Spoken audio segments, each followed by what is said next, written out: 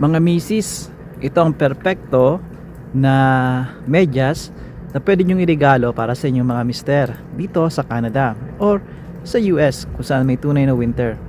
Ito ay makikita ninyo sa Marks kung saan halos maraming parte rito sa Canada ay may Marks.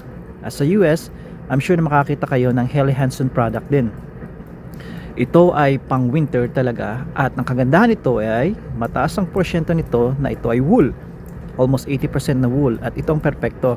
Hindi kailangan maging 100% dahil kailangan nito ng materyales para maging yung mababanat siya, kaya at may parte siyang nylon, pero 80% napakaganda na nun.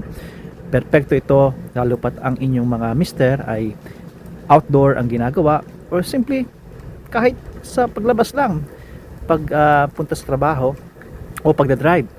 Perfecto to, at perfecto rin to sa inyo mga misis, kaya consider nyo to.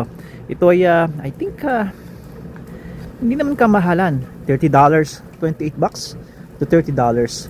At makikita nga to sa mga tulad ng Marks, at I'm sure meron ito sa online. Ito ay made by Helly Hansen, at ito ay made in Canada. Yun ang kagandahan nun. Sinusuportahan ninyo ang bansa kung saan dito tayo nakatira, di ba? Made in the USA only at made in Canada. Yun ang lagi nating titingnan dahil quality talaga sila.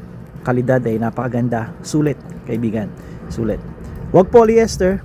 Alright, iwasan. Pero kung yun lang ang budget, that's fine. That's fine. Pero kung for 30 bucks, you can't go wrong with this. Alright? Maganda mag-ari ng wool pa rin, lalo pat sa mga malalamig na mga lugar. At yun lang ang aking mensahe, kaibigan. Hanggang sa muli, padayon. Remember, wool para kay mister, para rin sa inyo o kahit sa mga anak nyo. Hanggang sa muli, kaibigan, padayon.